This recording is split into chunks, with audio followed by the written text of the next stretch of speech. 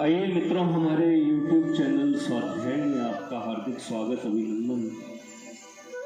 आज हम आपके लिए लेकर आए हैं अधीर क्यों होते हो, इस शीर्षक पर प्रेरणादायक ज्ञानवर्धक ज्ञान चर्चा। अगर आपने हमारे चैनल को सब्सक्राइब और वीडियो को लाइक नहीं किया है तो आपसे निवेदन है, कृपया चैनल को सब्सक्राइब और वीडियो को लाइक अवश्य करें। जिस बात को हम नहीं चाहते हैं और देवगति से वह हो जाती है, उसके होने पर भी जो दुखित नहीं होते किंतु उसे देवेच्छा समझकर सह लेते हैं, वे ही धैर्यवान पुरुष कहलाते हैं। दुख और सुख में चित्त की वृत्ति को समान रखना धैर्य कहलाता है। जिसने शरीर धारण किया है उसे सुख दुख दोनों का ही अनुभव करना होगा। शरीरधारियों को केवल सुख ही सुख या केवल दुख ही दुख कभी भी प्राप्त नहीं हो सकता। जब यही बात है, शरीर धारण करने पर सुख दुख दोनों का ही भोग करना है, तो फिर दुख में अधिक उद्विग्न क्यों हो और सुख में भूलकर कुप्पा क्यों हो जाए। दुख सुख तो शरीर के साथ लगे ही रहते हैं। हम धैर्य धारण करके उनकी प्रगति को ही क्यों न देखते रहें। जिन्होंने इस रहस्य को समझकर धैर्य का आश्रय ग्रहण किया है, संसार में वे ही सुखी समझे जाते हैं। ऐसे ही पुरुषों के गले में कीर्ति देवी जयमाला डालती है। ऐसे ही पुरुषों की संसार पूजा करता है और ऐसे ही महापुरुष प्रातः स्मरणीय समझे जाते हैं। धैर्य की परीक्षा सुख की अपेक्षा दुख में ही अधिक होती है। दुखों की भयंकरता को देखकर विचलित होना प्राणियों का स्वाभाविक धर्म है, किंतु जो ऐसे समय में भी विचलित नहीं होता, वही पुरुष सिंह धैर्यशाली कहलाता है। आखिर हम अधीर क्यों होते हैं? आखिर हम अधीर होते क्यों हैं? इसका कारण हमारे दिल की कमजोरी के सिवा और कुछ भी नहीं। इस बात को सब कोई जानते हैं कि हम आज तक संसार में ब्रह्मा से लेकर कृमि कीट पर्यंत संपूर्ण रूप से सुखी कोई भी नहीं हुआ। सभी को कुछ न कुछ दुख अवश्य हुए। फिर भी मनुष्य दुखों के आगमन से व्याकुल होता है, तो यह उसकी कमजोरी ही कही जा सकती है। महापुरुषों के सिर पर सींग नहीं होते। वे भी हमारी तरह 2 हाथ और 2 पैर वाले 3.5 हाथ के मनुष्य के आकार के जीव होते हैं, किंतु उनमें यही विशेषता होती है कि दुखों के आने पर वे हमारी तरह अधीर नहीं हो जाते। उन्हें प्रारब्ध कर्मों का भोग समझकर वे प्रसन्नता पूर्वक सहन करते हैं। बस इसी एक गुण से वे जगतबंध और सबके आदरणीय समझे जाते हैं। जगतबंध और सबके आदरणीय समझे जाते हैं। पांडव दुखों से कातर होकर अपने भाइयों के दास बन गए होते, मोर ध्वज पुत्र शोक से दुखी होकर मर गए होते, हरिश्चंद्र राज्य लोभ से अपने वचनों से फिर गए होते, श्री रामचंद्र वन के दुखों की भयंकरता से घबराकर अयोध्यापुरी में रह गए होते, शिवी राजा ने यदि शरीर के कटने से दुख के कातर होकर कबूतर को बाज के लिए दे दिया होता, तो इनका नाम अब तक कौन जानता। ये भी असंख्य नरपतियों की भांति काल के गाल में चले गए, किंतु इनका नाम अभी तक ज्यों का त्यों ही जीवित है। इसका एकमात्र कारण उनका धैर्य ही है। अपने प्रियजन के वियोग से हम अधीर हो जाते हैं, क्योंकि वह हमें छोड़कर चल दिया। इस विषय में अधीर होने से क्या काम चलेगा? क्या वह हमारी अधीरता को देखकर लौट आएगा? यदि नहीं तो हमारा अधीर होना व्यर्थ है। फिर हमारे अधीर होने का कोई समुचित कारण भी तो नहीं, क्योंकि जिसने जन्म धारण किया है उसे एक दिन मरना तो अवश्य है ही। जो जन्मा है वह मरेगा भी।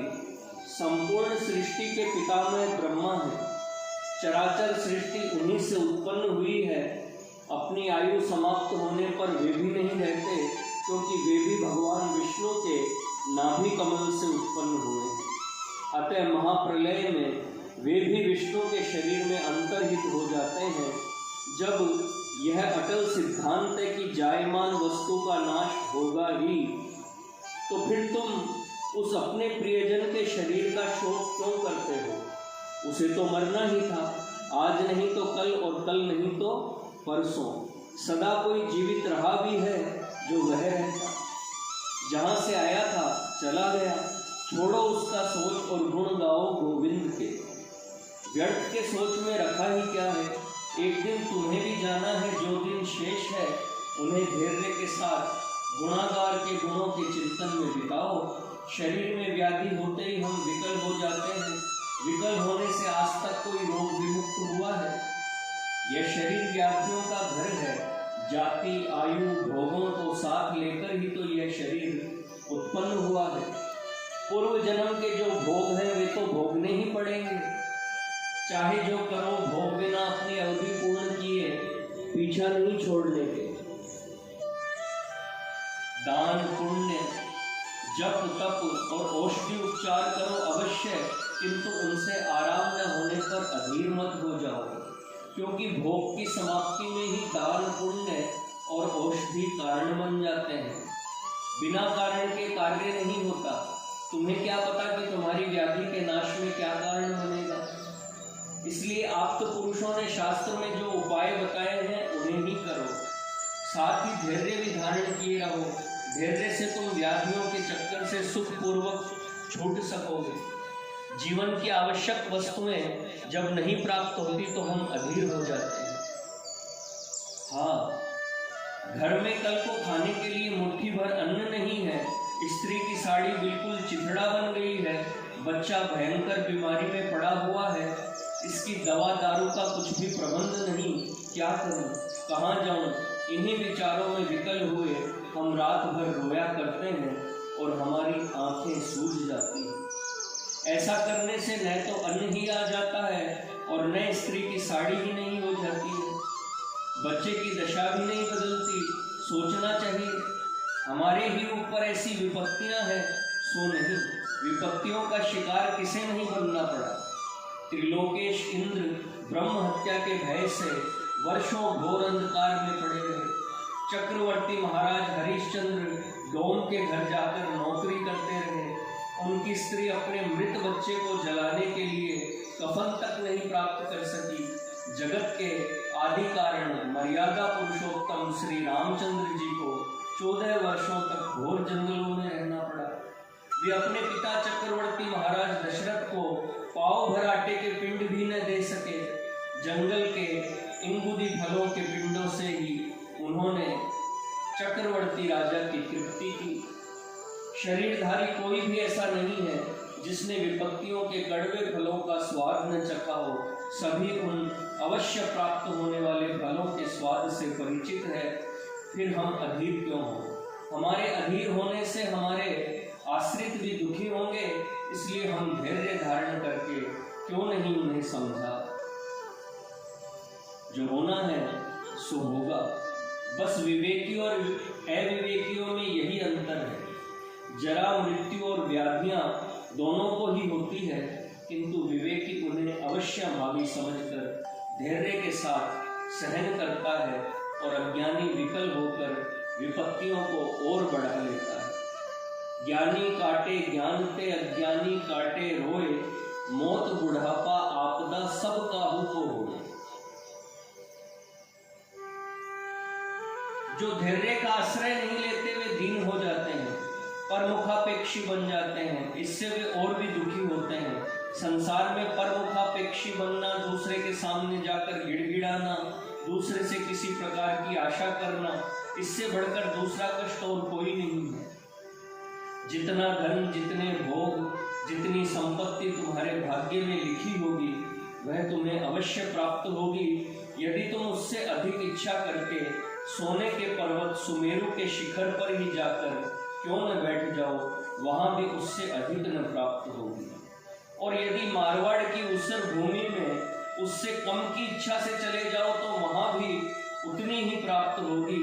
जब यही बात है, जब इसमें रत्ती भर भी हेर फेर नहीं होने का, तो फिर मेरे यार अधीर क्यों होते हो।